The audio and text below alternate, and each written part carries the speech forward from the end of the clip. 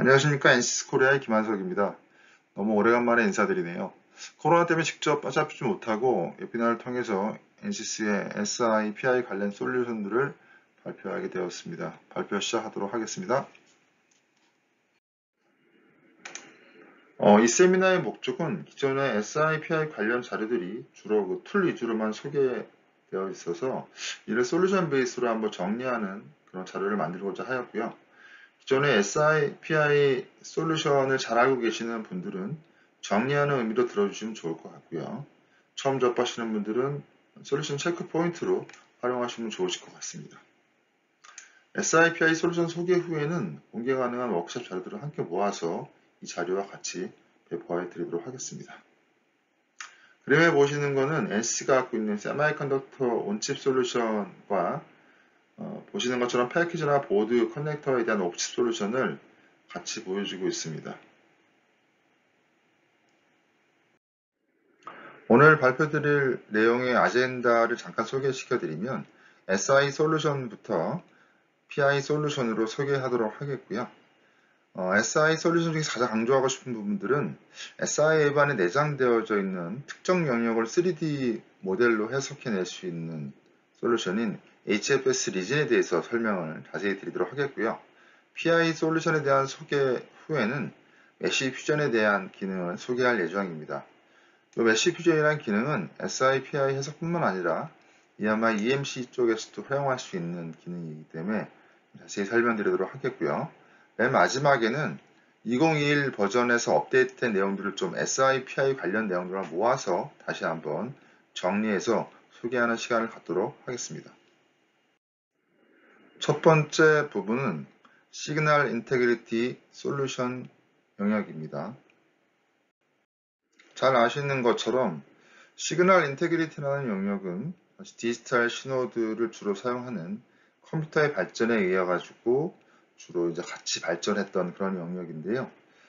디지털 신호를 잘 전달하기 위해서 저희가 보는 두 가지가 있는데 하나는 타이밍이고요. 나머지 하나는 파형의 왜곡, 즉 볼테이지 왜곡입니다. 전성선로의 임피던스 디스컨티뉴티나 크로스톡 등은 시스템의 밴드위스를 제한하고요.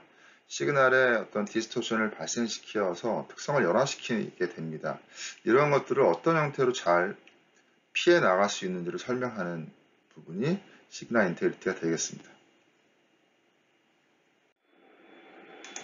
아래 내용은 시그널 인테그리티의 모티베이션에 대해서 설명하고 있습니다.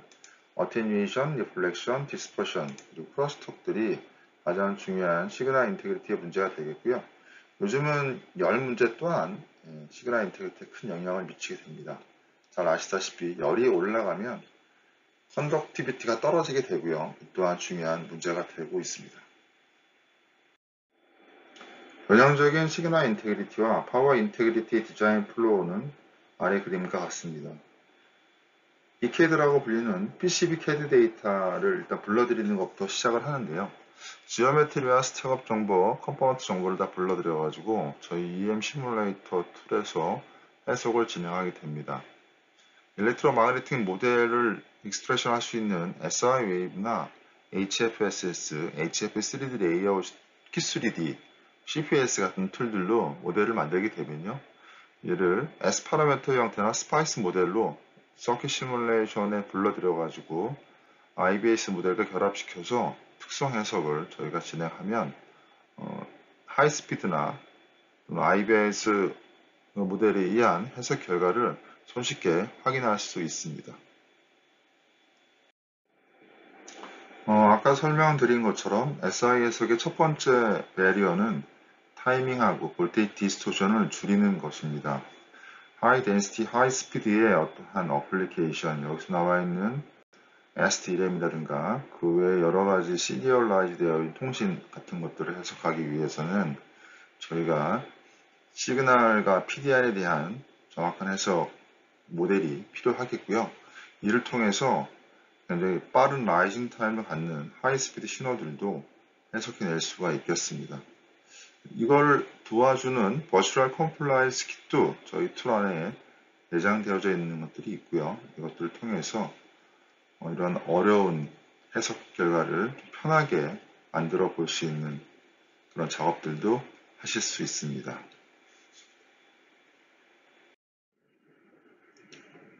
PCB에 대한 첫 번째 설계 과정에서 가장 중요한 것은 PCB의 레이어 스택업을 어떻게 결정하는가 하는 겁니다. 즉, 주어진 PCB 층들이 갖고 있는 임피던스를 잘 계산해서 이 임피던스를 컨트롤 해주는 게 되게 필요한데요. 이를 위해서 SI웨이브 안에는 레이아웃 스택업 위저드라고 하는 툴이 들어가 있습니다. 그래서 특정한 층에 대해서 선로의 임피던스 값들을 손쉽게 계산해낼 수 있고 확인해 볼 수 있는 기능을 제공합니다. SI웨이브 안에 있는 시그널렛 어널라이저라는 툴은 특정 IC to IC의 선로가 갖고 있는 특성들을 간략하게 보여주는 기능을 제공을 합니다. 보시는 것처럼 특정 선로에서 만약에 보이드가 있어서 선로의 임피던스가 깨지는, 즉 임피던스 디스컨티뉴티가 발생하는, 특정 영역에서 임피던스가 굉장히 높아지는 그런 것들이 발생한다고 하면요. 실제 어떻게 임피던스가 변하는지를 확인해 볼 수 있는 기능을 제공을 하고요. 그 외에 리플렉션에 의한 파형의 변화라든지 Z0, 즉 특성 임피던스의 변화에 대한 또는 전송 선로의 딜레이에 대한 특성들을 간략하게 확인해 볼 수가 있습니다. 자, 아까 말씀드린 특정 전송 선로의 임피던스 값과 딜레이 값들을 확인하기 위한 특성 분석 예가 이렇게 나와 있습니다. 특정 임피던스 값이 보이드 영역에 이어가지 플로팅이 되어지면 150ohm까지 올라가는 그런 것들이 보이고 있는데요. 전반적으로는 75ohm부터 50ohm까지 나타내는 간단한 예시가 되겠습니다. 시그널렛 어널라이저는 플라이 타임 캘큘레이션 기능을 가지고 있어서요. PCB가 갖고 있는 특정 넷의 비하와 특정 패드의 특성을 포함한 간략한 시뮬레이션 특성을 확인해 볼 수가 있습니다. 보시는 것처럼 입력되어지는 쉐디오 랜덤 신호가 400Mbps와 800Mbps 신호가 들어갔을 때 간략화된 신호 특성 결과가 어떻게 보여지는지 화면에서 바로 확인해 볼 수가 있고요. 특정한 메모리 버스의 특정한 넷 신호가 더 많이 문제가 되는지 덜 문제가 되는지를 손쉽게 확인해 볼 수 있는 기능을 제공을 합니다. 다음에 있는 임피던스 스캔이라는 기능은요. 역시 SI웨이브 안에 들어가져 있는데요. PCB에 설계되어져 있는 어떤 오류를 사전에 검토하는 기능을 제공을 합니다. 2D 크로스 섹션의 특성들을 체크하는 기능인데요. 특정 영역에서 임피던스가 하이로 올라가게 되면 색깔로서 이 특성들을 보여주게 됩니다. 그래서 디자이너는 손쉽게 PCB의 문제가 어디인지를 확인해 볼 수 있는 그러한 기능입니다. 다음은 SI웨이브 안의 크로스톡 스캔 기능인데요. 니어 엔드 크로스톡과 파 엔드 크로스톡에 대한 바이올레이션이 어떻게 발생하는지를 자동으로 색깔로서 표시해 주기 때문에 선로가 갖고 있는 크로스톡 특성들을 손쉽게 확인해 볼 수 있습니다.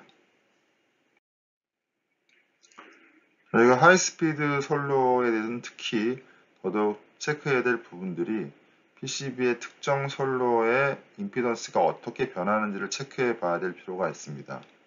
SI웨이브 안에는 타임 도메인 리플렉토메터리 TDR이라고 불리는 위저드가 있고요. 이 위저드를 통해서 특정 선로를 단순하게 뽑아내서 임피던스 변화가 어떻게 움직여지는지를 확인해 볼 수 있고 자동으로 서킷을 만들어서 이 특성들이 어떻게 변하는지를 확인할 수 있는 기능이 위저드 형태로 제공되고 있습니다. 시그널 인테그리티의 두 번째 레이어는 전체 채널에 대한 밸리데이션을 진행하는 겁니다. 정확한 S 파라미터 모델을 각각의 컴포넌트에서 뽑아내서 이를 모두 연결시켜서 전체 채널을 구성하고요. 이때 만들어지는 다이어그램 특성이라든가 비트 에러 레이의 특성을 가지고 전체 퍼포먼스를 저희가 검증하게 됩니다.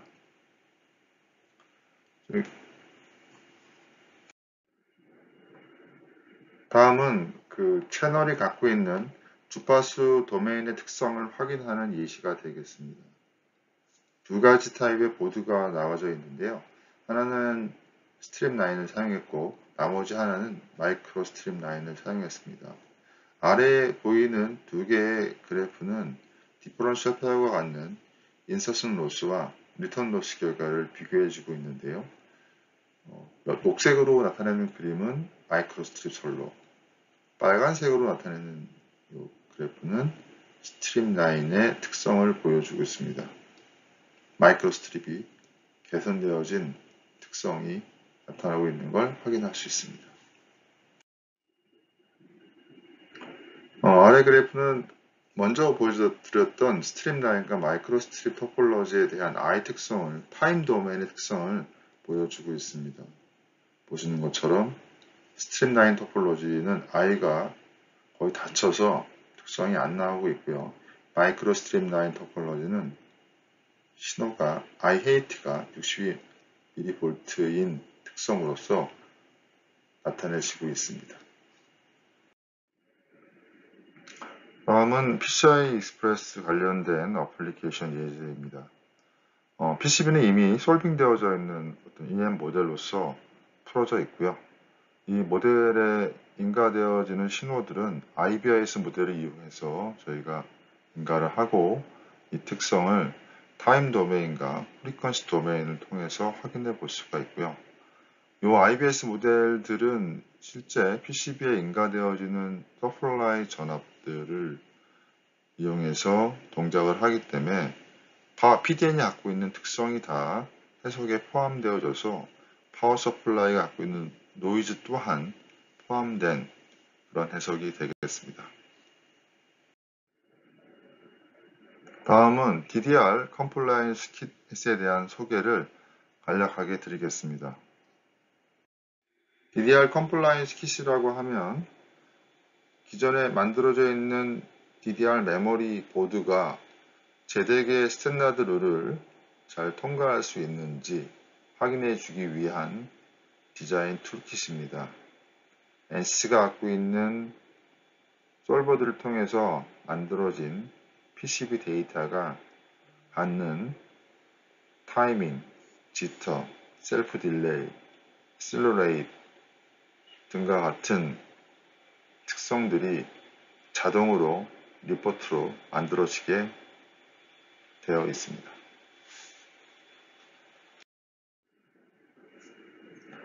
다음은 DDR 컴플라이언스 킷의 디자인 플로우를 설명을 드리고 있습니다. SI 웨이브에서 만들어진 PCB가 해석이 다 끝나면 SI 위저드를 통해서 다음과 같은 스키매틱이 자동으로 만들어지게 됩니다. 이러한 스키매틱에서 출력 결과는 타임 도메인의 결과인데요.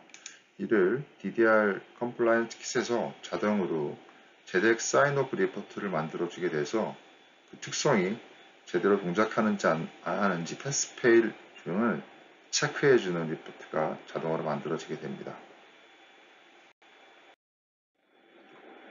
DDR 컴플라이언스 킷을 사용하기 위해서는 SI 웨이브 안에 있는 SI 위저드를 사용해서 메모리와 컨트롤러 간의 패러럴 버스에 대해서 타임 도메인, 트랜전트 해석을 진행해야지만 됩니다. 특정한 넷을 셀렉트 하시고요.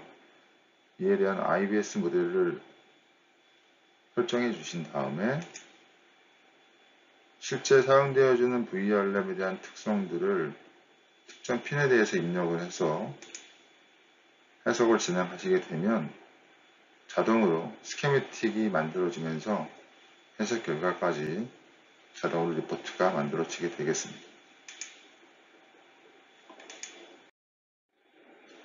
이렇게 만들어진 타임 도메인 결과는 DDR 컴플라이언스 킷에서 자동으로 사인 오프 데이터를 확인할 수 있는 이와 같은 형태의 각각의 특성들이 HTML 형태의 리포트로서 만들어지게 되겠습니다.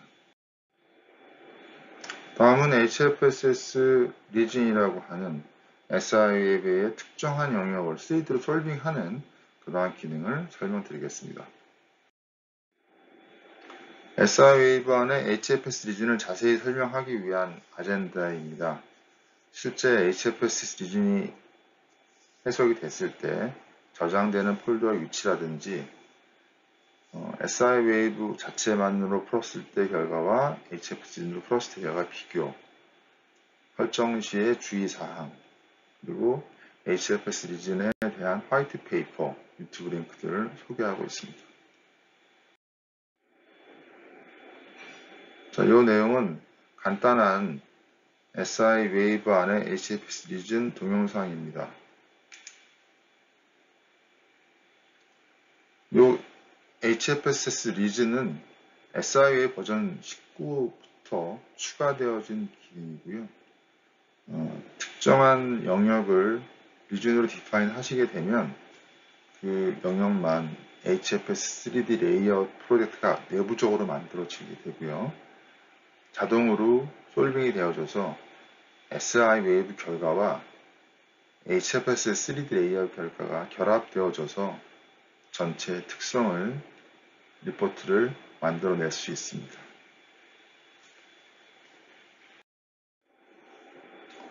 실제 HFS 리전으로 디파인 되어 있는 곳에 HFS 3D 레이아웃 프로젝트가 만들어지는 곳은 보시는 것처럼 SIF 리포트 폴더 안에 만들어지게 되어져 있고요. 이 HFS 3D 레이아웃 프로젝트를 저희가 열어서 실제 3D 부분으로 풀리는 그러한 부분들을 확인해 보기 위해서는 맨 아랫줄에 나와 있는 것과 같은 ADB 폴더하고 ADT 파일 두 가지를 복사하셔서 다른 폴더에 넣으신 다음에 오픈해 보시면 오른쪽 그림처럼 확인해 보실 수도 있습니다. HFS 리진을 추가하시게 되면요. 보시는 것처럼 10기가 이상의 높은 주파수에서도 정확한 S 파라미터 결과를 3D 비아 이펙트를 포함한 결과로서 만들어낼 수가 있습니다. HFS 리진 설정 시 주의사항은 첫 번째는 SI 웨이브와 HFS 리진 내 모든 층을 관통하는 그라운드 비아가 각각의 프로젝트에 충분히 존재해야지만 됩니다. 얘는 그라운드 리턴 커런트 패스의 특성을 동일하게 만들어주는 역할을 하기 위한 그라운드 비아이고요. 만약에 그라운드 비아가 존재하지 않으면 아래와 같은 에러가 발생하게 되겠습니다. HFS 리진을 설정 시 주의해야 할 사항 두 번째는요. 전송 선로를 잘라낼 때 길이 방향의 직각 방향으로 단면을 만들어주는 것을 추천드립니다. 만약에 비스듬하게 잘리는 부분이 있다면 B 리진인데요. 선로의 끝에 부분을 이렇게 틀어서 HFS 3D 레이아웃 프로젝트를 만들게 됩니다. 이런 부분들이 약간의 차이를 발생할 수 있기 때문에 항상 자르실 때는 선로의 직각 방향으로 잘라주시는 게 좋습니다. HFS 리진을 설정할 때 세 번째 주의사항은요. 프레임징 필드를 고려해서 리진을 잡아주시는 게 좋습니다. 너무나 근접된 영역에 대해서는 특정한 바운더리 조건에 의해 가지고 특정 필드가 왜곡되어지거나 프레임 필드가 업서빙 되어져서 특성이 다르게 나올 수 있거든요. 그래서 최소한 선로 폭의 3배나 5배 정도의 이격 거리를 두시는 걸 추천드립니다. HFS 리진을 설정하실 때 가장 많이 쓰시는 기능이 오토매틱 드로우 리진이라는 기능을 사용하시는데요. 이 기능을 사용하시면 손쉽게 특정 영역에 대한 리진을 얼마만큼 선로부터 떨어졌는지 거리만 입력을 하시게 되면 손쉽게 만들 수는 있습니다. 오토매틱 드로우 리진을 이용하셔서 HFS 리진을 설정 시는 아래의 사항을 특히 주의하셔야 되는데요. 전체 선로를 다 포함하면 안 되고요. 선로의 일부가 항상 리진에 의해서 크로스 되도록 HFS 리진을 설정해 주셔야지만 아래에 에러가 발생하지 않고요. 최소한 한 군데의 리진 바운더리가 선로를 크로스하도록 만들어 주시는 것이 필수 조건입니다. 다음은 오토매틱 드로우 리진으로 만들어진 리진을 수정을 어떻게 하는지를 보여주는 내용입니다. 노란색으로 표시된 꼭지점들을 끌어다가 이렇게 수정해 주시게 되면 편하게 리진의 모양들이나 크기를 수정해 줄 수가 있습니다. HFS 리진에 관련된 화이트 페이퍼는 서버 마더보드와 같이 복잡한 보드에 특정한 3D 불연 소선을 갖고 있는 비하라든가 솔더볼에 대한 부분만을 리진으로 처리해서 해석한 사례입니다. 굉장히 빠른 해석 속도와 정확도를 같이 제공하는 좋은 사례가 나와 있는데요. 이때 사용한 PCB는 20층의 레이어를 갖는 서버 마더보드입니다. 해석되어진 HFS 리진으로 풀어진 결과와 SI 웨이브만으로 풀어진 결과의 비교는 프리퀀시 도메인에서 다음처럼 보여지고 있는데요. 10기가 이상의 결과 차이가 크게 발생하는 것들을 저희가 역시 또 확인해 볼 수 있습니다. 다음은 서버 마더보드의 특정 영역을 HFSS만으로 풀어서 이때 만들어진 결과와 HFS 리진으로 풀어진 결과를 비교하기 위한 회로가 되겠습니다. TDR 결과를 비교해 보기 위해서 특정한 스키매틱을 만들어냈고요.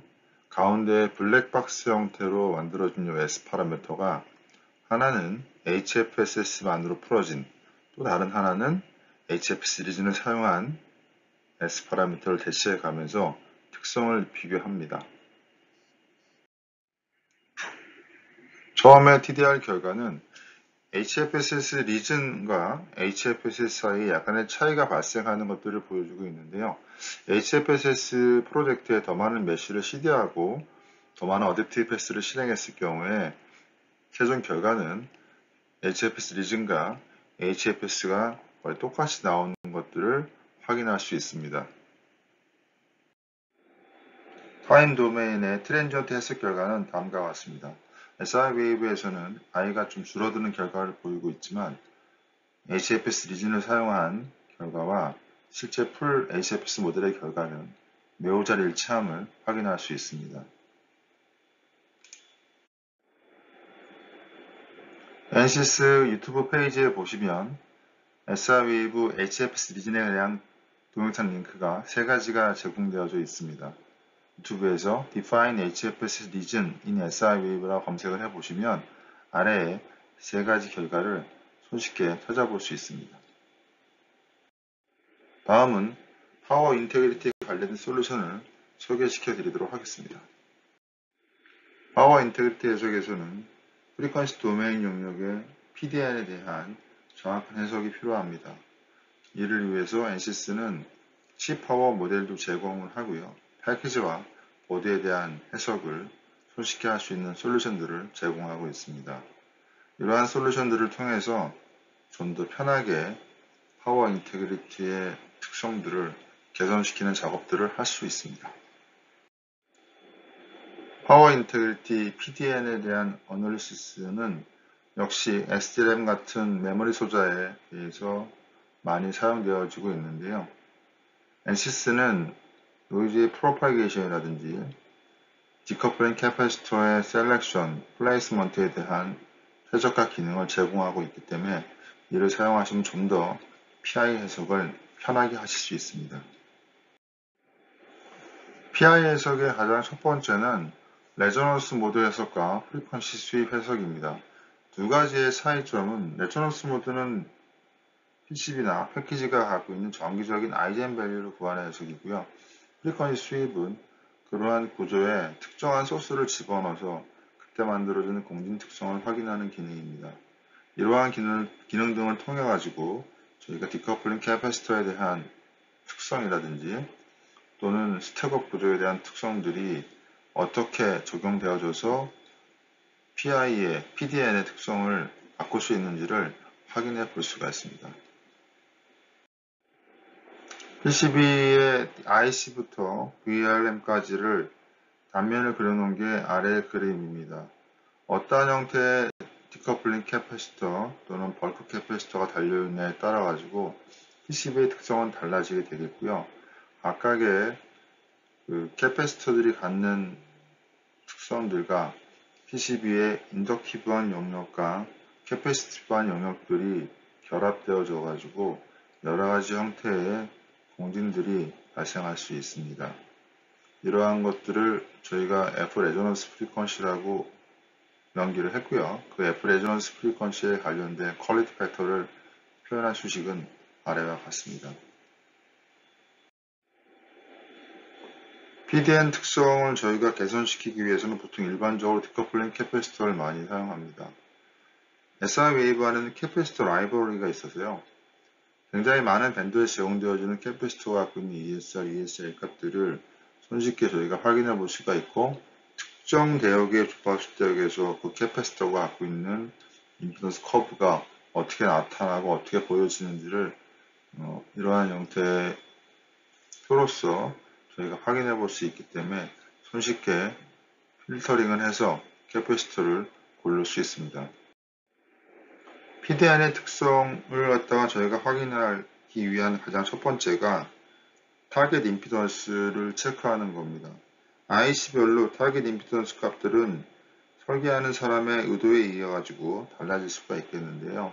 보통 일반적으로 파워 서플라이 볼테이지 허용 리플을 곱한 후에 이를 커런트 값으로 나눠줘서 값을 결정하게 됩니다.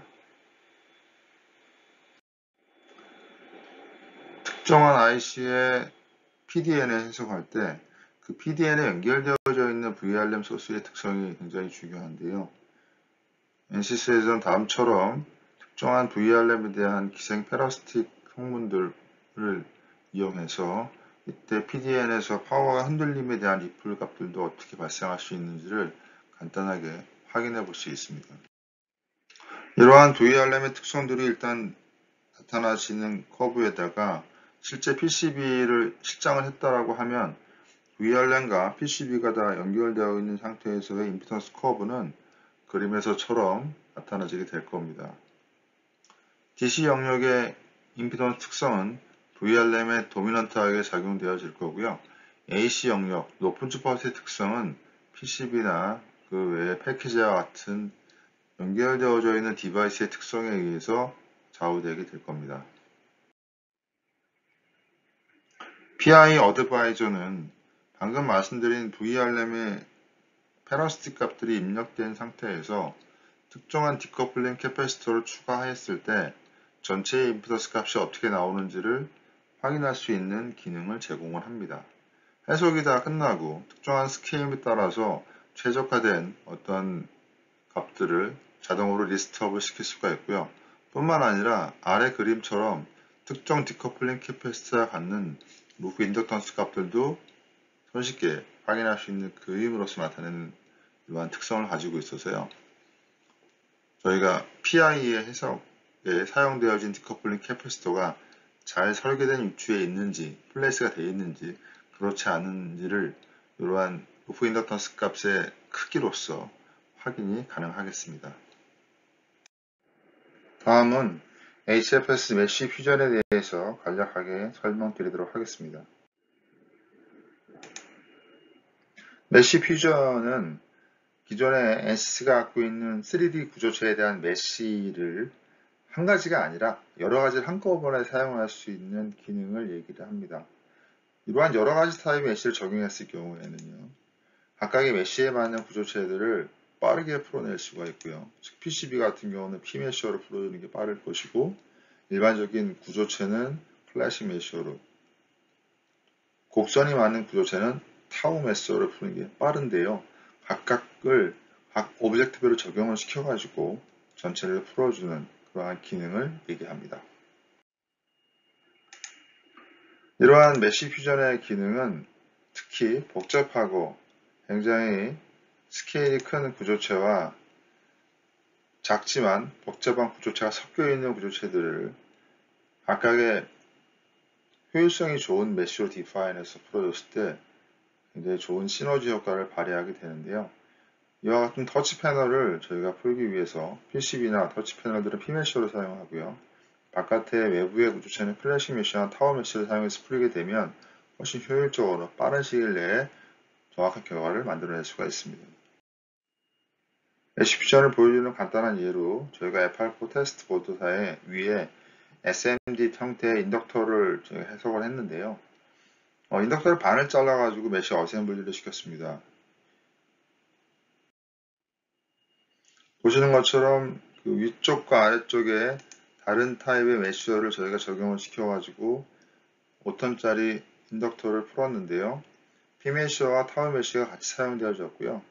그 결과는 전체를 다 타워로 풀었을 때랑 거의 똑같이 나왔고, 이제 필드의 결과도 두 개가 잘 연결되어져서 마치 하나의 메쉬로 푸는 것과 같은 결과를 내는 것을 보여주고 있습니다. 메쉬 퓨전 기능은 HFSS 3D 컴포넌트 기능과 같이 사용하게 되면 더욱더 편하게 사용할 수 있는데요. 3D 레이아웃에서 3D 컴포넌트별로 특정한 메쉬를 디파인해서 불러서 같이 작업을 할 수가 있고요. 그 다음 페이지에 나와 있는 것처럼 이런 드론 같은 거를 해석할 때 패키지, PCB, 그 다음에 케이스 이러한 부분들을 각각의 메쉬를 적용을 시켜서 풀게 되면 더 빠른 시간 내에 굉장히 정확한 결과를 만들어낼 수 있는 것들을 보여주는 사례가 한 가지 더 보여주고 있습니다. 다음은 2021 버전에 대한 시그널 인테그리티, 파워 인테그리티에 관한 업데이트가 되겠습니다. 시간 관계상 짧게 간략하게 설명드리고 넘어가겠습니다. 일단 하이라이트를 보시면 SI 웨이브, Q3D, 서킷 쪽에 스파이심이라는 툴이 2021 R1부터 업데이트가 되어졌고요. HFS 3D와 3D 레이아웃 관련돼서 속도나 이런 것들이 많이 개선이 됐습니다. 특히 SI 웨이브 안에는 기존의 SI 유저들을 대체할 DDR 유저들이라는 게 새로 추가되어져서 자동으로 넷네임 베이스로 특정한 DQ나 DQS를 오토 아이덴티피케이션 하는 기능이 추가되어져 있고요. IBS 모델의 코너 이펙트를 다 확인할 수 있는 셋업을 자동으로 할 수가 있습니다. 크로스톡 스캔 기능에서는 디퍼런스 렛에 대한 기능이 추가되어져서 조금 더 편하게 크로스톡에 대한 기능들을 해석해 볼 수가 있습니다. 2021 버전부터는 그란타 머터리얼 라이브러리들이 추가되어졌는데요. 그란타는 엔시스가 머지한 머터리얼 DB 관련된 회사입니다. 굉장히 많은 머터리얼 데이터베이스를 손쉽게 사용할 수가 있습니다. 기존 버전에 비해서 Q3D의 퍼포먼스는 훨씬 더 좋아져서 속도 개선이 많이 이루어졌고요. 서킷 관련돼서는 LTSPICE 모델이 지원되어지고요. 새로 DCPCBT 펑션 중에 IFTVLF라는 피팅 펑션이 추가되어졌고, IBS AMI 모델이 예전에는 싱글핸드 모델은 지원이 안 됐었는데 이번부터 지원되게 됐습니다. 스파이심 관련돼서는 보시는 것처럼 기존에 없었던 여러가지 파워섬 캘큘레이션 기능이라든가 이펙티브 리턴 로스 캘큘레이션 기능이 추가되어져서 좀 더 많은 파라미터들을 손쉽게 확인할 수 있습니다. 네트워크 데이터 익스플로러는 2021 버전부터 새롭게 모양이 변했는데요. 기존의 기능 외에 스파이심에서 제공되어지는 트랜스폼 기능이 추가적으로 추가됐습니다. 2021 R2의 시그널 파워 인테그리티 업데이트를 설명드리겠습니다. 2021 R2 버전에서는 DDR 유저드 외에 SI Explore라는 새로운 펑션이 SI 웨이브에 추가되어졌고요. Q3D는 프라임 메쉬어라는 새로운 메쉬어가 추가되어졌습니다. 그 외에 HFS 3D 레이아웃에 파이 플러스 메쉬어라는 기능이 추가되어져서 본드 와이어를 좀 더 정확히 풀 수 있는 기능들이 추가됐습니다. SI Explorer라는 툴은 스택업 유저드와 BI 유저드가 합쳐져 있는 UI라고 보시면 되어지고요. 스택업과 BI 특성들을 마음대로 변환시켜 가면서 그 특성을 확인해 볼 수 있는 기능을 제공합니다. DDR 유저들은 예전 버전에 추가되어진 거기 때문에 스킵하도록 하겠고요. DDR 유저드의 기능은 기존의 기능에 추가적으로 어떤 스트로브 신호를 매핑하는 기능이라든가 VR램에 대한 특성들을 어떻게 반영할지에 대한 부분, 그리고 DQ나 DQS에 대한 터미네이션 기능들을 자동으로 추가할 수 있는 그런 메뉴들이 새롭게 추가되어졌습니다.